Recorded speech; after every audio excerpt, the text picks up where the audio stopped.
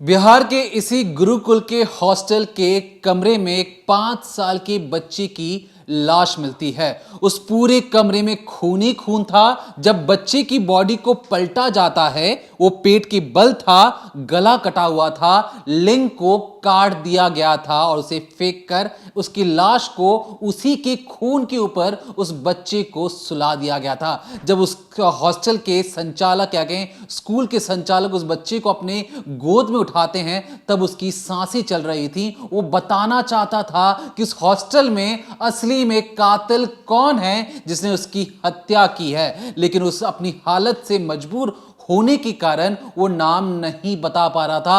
आंखें इधर उधर जा रही थी, वो तड़प रहा था, मानो वो कहना चाहता हो कि सर मुझे फटाफट हॉस्पिटल लेके जाइए। जब संचालक जो उस गुरुकुल का था वो देखता है कि बच्चे के शरीर में अलग अलग जगह गोदा गया था, मानो कॉम्पास से या किसी धारदार हथियार से उसे चोट पहुंचाने की कोशिश की गई हो। और ये जो बच्चा सिर्फ महज 5 साल का था, यूकेजी में पढ़ता था, उसके शरीर में दांत से काटने के निशान भी थे।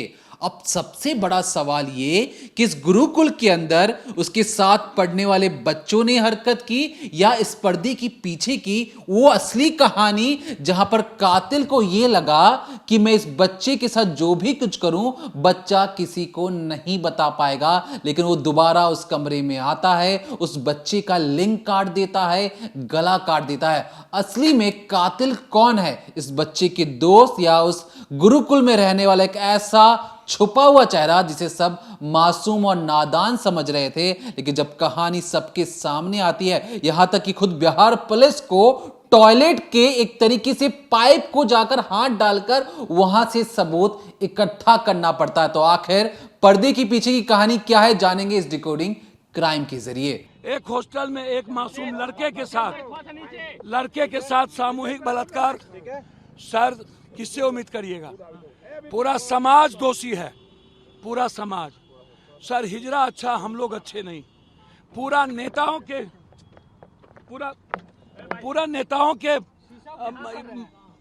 को दारू, ड्रग्स, स्मैक, पूरा नेता पदाधिकारी, और कोई नेता नहीं है जिसके बिस्तर पर सेक्स का हवस हमारी बच्ची से ये लोग पूरा नहीं करता।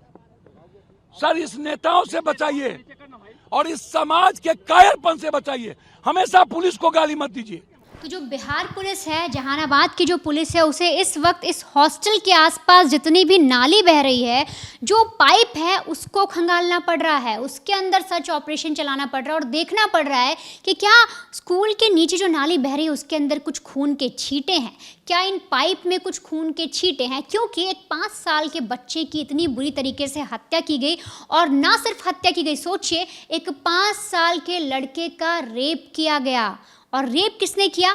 इसी स्कूल या हॉस्टल के जो गार्ड होते हैं, जो सिक्योरिटी के लिए लगाए जाते हैं, उसी गार्ड ने। अब ये पूरी वारदात होती कैसे और कैसे इसका खुलासा होता है? तो दरअसल ये जो छोटा सा बच्चा है, ये जो आप घर देख रहे हैं इस वक्त, ये जो माँ देख रहे हैं, एक गरीब परिवार है, ग्रामीण परिवार है, लेकिन ये सब चाहते हैं कि इनके बच्चे जो हैं वो अच्छी शिक्षा प्राप्त करें। और इसीलिए इसी 1 अप्रैल को जो बच्चा है उसका एडमिशन इस गुरुकुल में कराया जाता है। अब ये गुरुकुल क्या है? तो दरअसल शहर के पास पड़ता है। तो ऐसे में जो वहाँ के जितने भी लोग हैं, जो ग्रामीण लोग हैं, वो सोचते हैं कि वो अपने बच्चे को स्कूल में दाखिला करा दें, जिससे होता ये है कि वो स्कूल में पढ़ाई भी करेंगे और वहाँ पर हॉस्टल भी हैं, कमरे भी बने हुए हैं जहाँ बच्चों की ठीक से देखभाल की जाती है, बच्चे रहते हैं, उनका खाने पीना देखा जाता है और वहीं से रहकर वो पढ़ाई करते हैं और जब छुट्टी पड़ती है तो बच्चे घर आ जाते हैं। तो इसीलिए कई सारे ऐसे माँ बाप हैं जिन्होंने अपने बच्चों का एडमिशन इस गुरुकुल में करा रखा है, जहाँ वो हॉस्टल में रहते भी हैं। अब 1 अप्रैल को इस छोटे से बच्चे, 5 साल के बच्चे का यूकेजी में एडमिशन कराया जाता है इसी स्कूल के अंदर। और इसी स्कूल के अंदर इस बच्चे का बड़ा भाई भी पढ़ रहा था। अब होता यह है कि सोचिए 1 तारीख की बात है, 1 तारीख को उसका एडमिशन होता है, लेकिन 6 अप्रैल को सुबह सुबह, आप यूँ सोचिए सुबह पूरी होती भी नहीं है कि पिता का जो फ़ोन है वो बजता है और ये जो हॉस्टल के संचालक हैं वो कॉल पर कहते हैं कि जल्दी आइए, कुछ समस्या हो गई है, आप जल्दी हॉस्टल आइए अपने बच्चे के पास। अब माँ बाप को लगता है, क्योंकि उन्होंने हाल ही में एडमिशन कराया, 5 दिन ही बीते हैं, जुम्मा, तो ऐसे में ये हो सकता है कि शायद बच्चा परेशान हो, रो रहा हो, माँ की याद आ रही हो, और इसी सोच के साथ वो हॉस्टल पहुँचते हैं। अब जैसे ही वो हॉस्टल में दाखिल होते हैं, वो देखते हैं कि रिसेप्शन के पास जो हेल्पर होते हैं, जो सहायक होते हैं हॉस्टल में, उनके गोदी में वो जो बच्चा है छोटा सा 5 साल का, उसको उन्होंने उठा रखा है और उसके गले से खून बह रहा है, तो उसको बार बार ऐसे ऐसे पोंछने की कोशिश कर रहे हैं, उसकी शर्ट पे लगा हो तो उसको पोंछने की कोशिश की जा रही है। तो जब ये माँ देखती है उनका कलेजा कांप जाता है और जैसे वो अपने बच्चे के पास आगे जाती है तो उन्हें दिखता है कि उनके बच्चे के गले पर कट लगा हुआ है, प्राइवेट पार्ट पर खून बह रहा है और ऐसा लग रहा है कि वो चीज़ जो प्राइवेट पार्ट है वो काट दी गई है। इसके अलावा हाथ, पैर, पेट, हर जगह पर ऐसा लग रहा है किसी ने बहुत धारदार या नुकीली चीज़ जो होती है उससे बार बार छेद करने की कोशिश की और काटने के निशान भी समझ आ रहे थे पहली बार में कि बहुत ज़्यादा नोचा गया है। अब ये देखने के बाद माँ बाप सबका कलेजा कांप जाता है। फ़ौरन जो हॉस्टल है वहीं से करीब आधा किलोमीटर दूर एक हॉस्पिटल है, वहाँ पर उस बच्चे को ले जाया जाता है और जब डॉक्टर उसकी कंडीशन देखते हैं तो बताते हैं कि आपने बहुत देर कर दी, बच्चे की तो मौत हो गई है। अब ये छोटा सा बच्चा जिसका 5 दिन पहले एडमिशन हुआ था, जो कुछ उम्मीद लेकर स्कूल गया था, अपने माँ बाप से दूर गया था, यूकेजी क्लास में सोचिए उसने पढ़ना शुरू किया गया था, उसके साथ इस तरीके से विभत्स जो चीज़ें हैं उसे अंजाम दिया गया। अब फ़ौरन जो परिवार है वो गुस्से में आता है, सबका गुस्सा फूटता है हॉस्टल संचालक पर कि आपकी निगरानी में हमारे बच्चे के साथ ये चीज़ें कैसे हो गई, आखिर क्या हुआ। हर कोई सीसीटीवी देखना चाहता है, पुलिस को बुलाया जाता है, पुलिस पूरा मुआयना करती है। तो जब पुलिस पूरे इलाके को देखती है, उसे समझने की कोशिश करती है, उस जगह को देखती है, तो संचालक से पूछा जाता है कि बताइए क्या हुआ था। अब संचालक के पास कोई जवाब होता नहीं है, तो सबसे पहले संचालक को अरेस्ट किया जाता है पुलिस के द्वारा और कहा जाता है कि अब आपके पूरे हॉस्टल की तलाशी लेनी होगी। हर एक जगह की तलाशी ली जाती है और पूछा जाता है कि कौन सा वो कमरा था जिसके अंदर बच्चे की लाश आपको मिली। तो संचालक के द्वारा बताया जाता है कि जब वो सुबह राउंड पर निकले तो उन्हें एक कमरे से आवाज़ आई थी किसी के कराहने की, और जैसे उन्होंने दरवाज़ा खोला उन्होंने देखा कि ये छोटा सा बच्चा ज़मीन पर पड़ा है, खून निकल रहा, और मैं इसको लेकर इस नीचे आया और फ़ौरन मैंने इसके माता पिता को फ़ोन किया।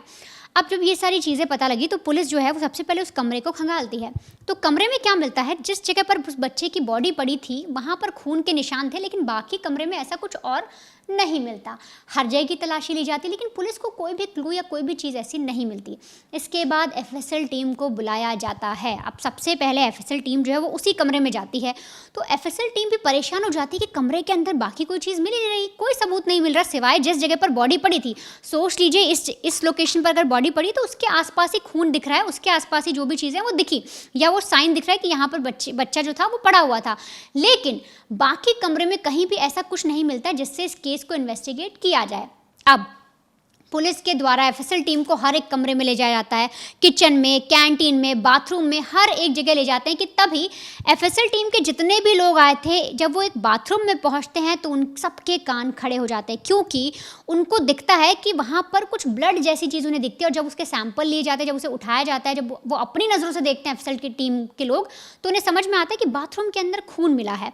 अब जब बाथरूम में खून मिला तो उसी कड़ी को जोड़ते हुए आगे तक बढ़ते तो पता लगता है सिंक जो होता है बाथरूम के अंदर, वो सिंक वहाँ पर जो लगा हुआ था उसके अंदर जब देखा जाता तो पता लगता है कि वहाँ पर भी खून के धब्बे मिले हैं, जिससे पता लगता है किसी ने हाथ धोने की कोशिश की है, जिससे जो खून की चीज़ें, जो एविडेंस है वो वहाँ पर छूट गए हैं। इसके बाद आगे बढ़ते बढ़ते आप सोचिए पुलिस की जो पूरी टीम है वो 2 बार एफएसएल टीम को बुलाती है और 2 बार पूरा मुआयना होता है वहाँ पर, और तब जाकर पता लगता है, वो जब एक सिरे को पकड़कर आगे बढ़ते जाते हैं तो पता लगता है कि जो बाथरूम है वहाँ पर जो पाइप है उसके आसपास भी खून मिलता है, जिससे पुलिस को डाउट होता है कि जो हत्या की गई या जो भी उस बच्चे के साथ किया गया वो उस बाथरूम के अंदर किया गया, तभी वहाँ पर खून के छींटे हैं।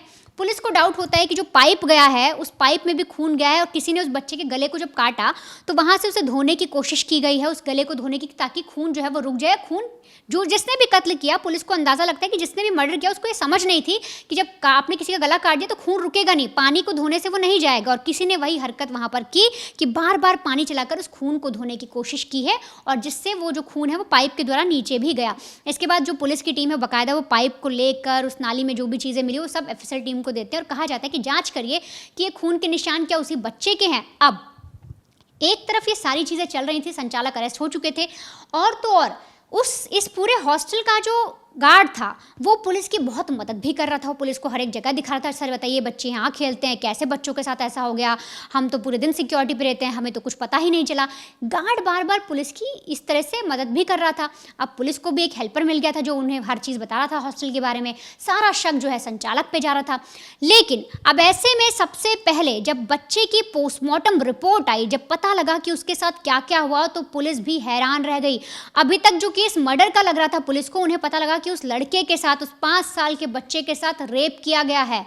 अब जब पुलिस को पोस्टमार्टम रिपोर्ट मिली तो उसमें पता लगता है कि बच्चे का गला काटा गया, उसके साथ रेप किया गया है, अननेचुरल सेक्स किया गया है और इसी वजह से उसका खून भी निकला है प्राइवेट पार्ट से। उसके शरीर पर दांत से काटने के निशान मिले, उसके प्राइवेट पार्ट को काटा गया, उसको किसी नुकीली चीज़ से गोदा गया है, उसके शरीर को जख्म पहुंचाने की कोशिश की गई और ऐसा लग रहा है कि जिसने भी ऐसा किया है उसकी मानसिकता बहुत गिरी हुई है और वो अपने अंदर की जो कुंठा है, जो नफरत है, उसको मिटाने की वो कोशिश कर रहा है।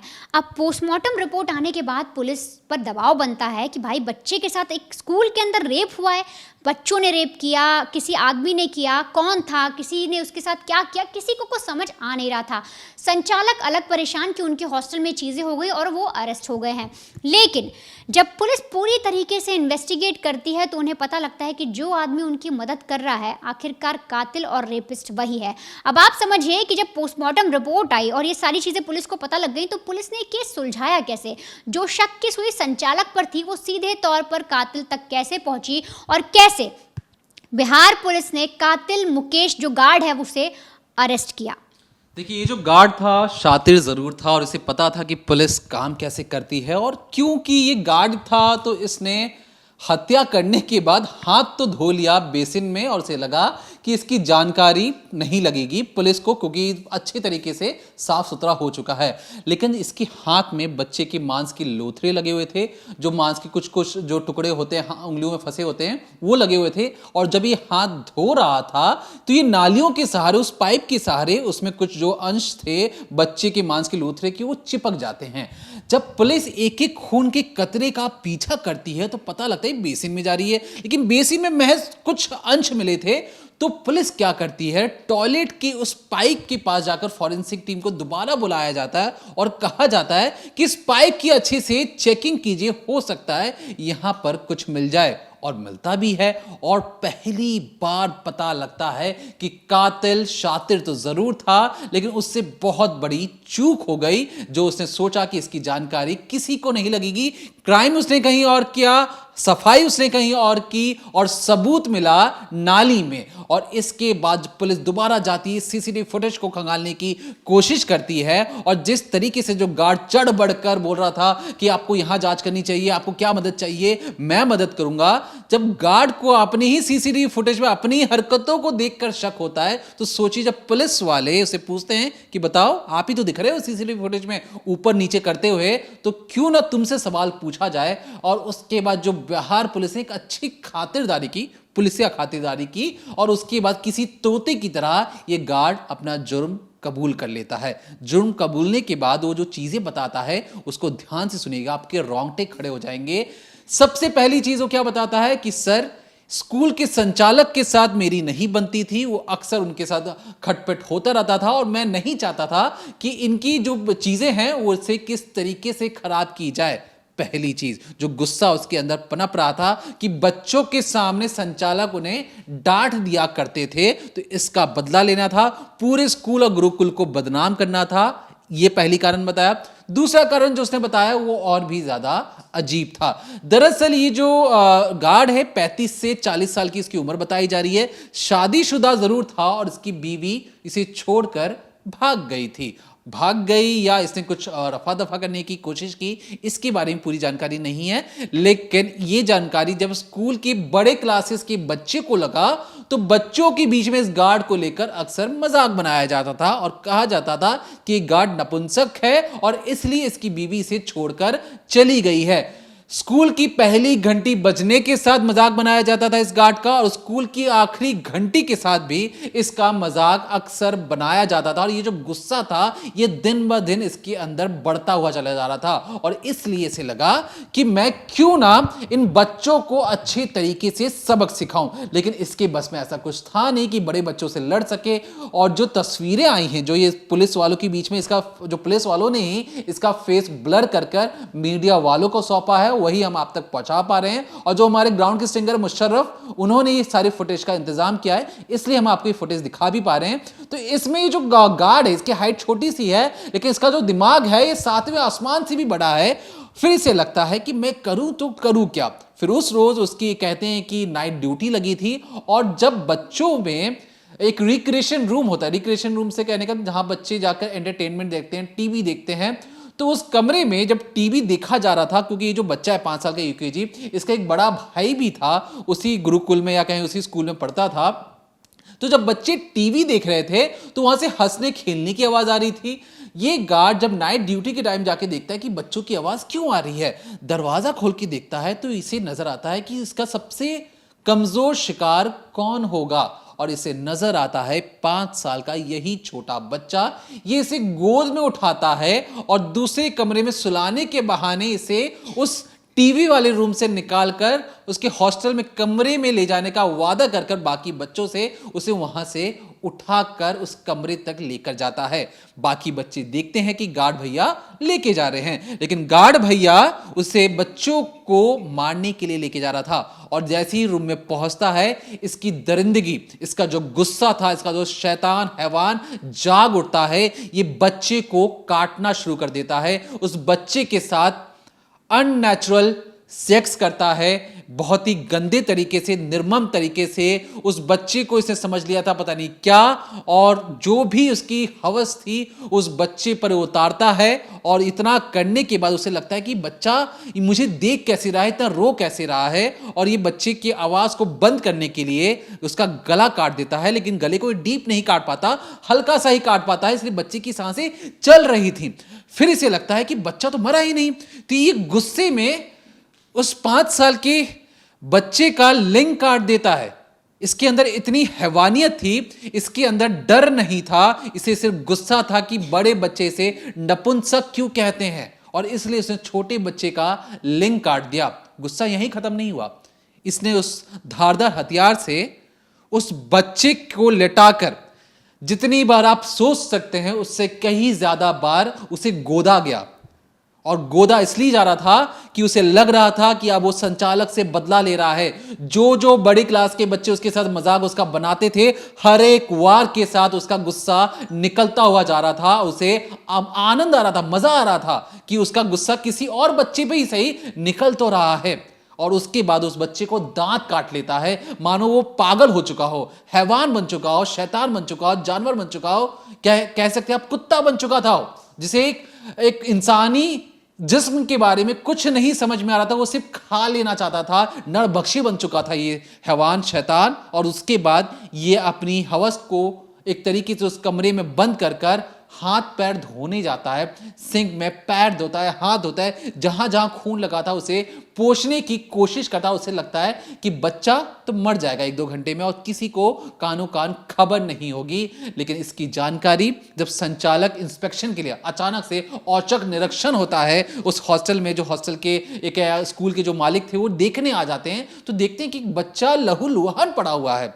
उसका जिस तरीके से बनीता ने आपको कहानी बताई, ये कहानी एक के बाद एक करवटें बदलना शुरू करती हैं। एक गरीब परिवार जिसे लगा कि बच्चे को पढ़ा लिखाकर उसकी दुनिया बदली जा सकती है, महज 100 घंटे के अंदर जब एक स्कूल में आप एडमिशन होता है एक बच्चे का, उस हॉस्टल में उसे रखा जाता है कि उसे खान पान मिलेगा, वहां पे पढ़ाई लिखाई करेगा, उसका बड़ा भाई तो पहले ही से ही पढ़ रहा है। उस 100 घंटे के अंदर एक बच्ची की अगर मौत हो जाती है और कोई आसपास या जिस पर सबसे ज्यादा भरोसा होता है, गार्ड आप समझ रहे हैं, जो आपकी घर की रखवाली करते हैं, जो आपके आसपास मौजूद होते हैं, अगर वही ये सारी चीजें कर दे तो आप किस पर भरोसा करेंगे। कहा जाता है कि बाहर से डकैत, चोर, उचक्के आते हैं, वो ये सारी चीजें करें तो बात समझ में आए। गार्ड जिसको रक्षा के लिए रखा गया था, उसी गार्ड ने एक बच्चे को जिस तरीके से रौंदा है, जिस तरीके से काटा है, जिस तरीके से गोदा है, वो माफी के लायक कतई नहीं है।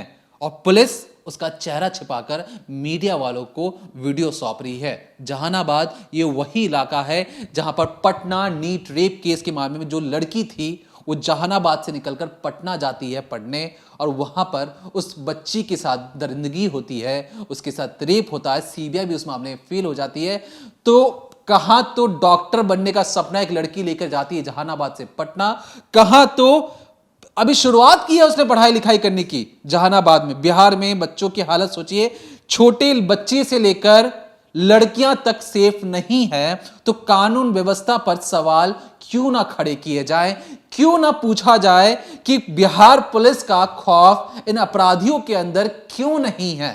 अगर अपराधी कोई भी क्राइम करते हैं तो उनके अंदर बिहार पुलिस नाम की एक नाम भर से बिहार पुलिस का डर होना चाहिए अपराधियों के अंदर कि अगर कोई भी क्राइम करे तो उनके थर थर कांपे, रोंगटे खड़े हो जाए। लेकिन यहां अपराधियों का मनोबल सोचिए, क्योंकि उन्हें पता है कि पटना में तो सालों साल सीबीआई भी अब फेल होती हुई नजर आ रही है। जहानाबाद वाले केस में भी गार्ड भी न्यूज देखता होगा, यूट्यूब देखता होगा, टीवी देखता होगा, उसे पता है कि हाँ उसका कोई कुछ बिगाड़ नहीं सकता, और इसलिए कंधे से कंधा मिलाकर वो बिहार पुलिस के आसपास ही घूम रहा था। लेकिन यहां पर बिहार पुलिस को एक तरीके से परिवार को तो उसने बिहार पुलिस ने बता दिया कि देखिए आपका कातिल कौन है, लेकिन दूसरे अपराधियों के लिए एक वार्निंग सिस्टम बनाना चाहिए बिहार पुलिस को, ताकि ऐसे अपराधी अगर क्राइम करने के बारे में सोचे भी तो उनकी 7 पुश्तें कांप जाएं। तो फिलहाल के लिए हमें लगा इस डिकोडिंग क्राइम के जरिए आपको इस केस से अवगत करवाया जाए, जहां पर बिहार पुलिस ने तारीफ के लायक इन्वेस्टिगेशन जरूर की है, जहां पर सबूत तो कुछ और दिखा रहे थे, क्राइम सीन कुछ और था, लेकिन कड़ी से कड़ी जोड़ते हुए बिहार पुलिस ने काम बढ़िया किया। लेकिन दूसरे अपराधियों के मन में खौफ पैदा करने का भी अगर काम बिहार पुलिस कर ले तो वो भी बेहतर होता। तो फिलहाल के लिए देखते रहिए decoding crime, Monday to Friday शाम 7:30 बजे ओनली ऑन क्राइम तक।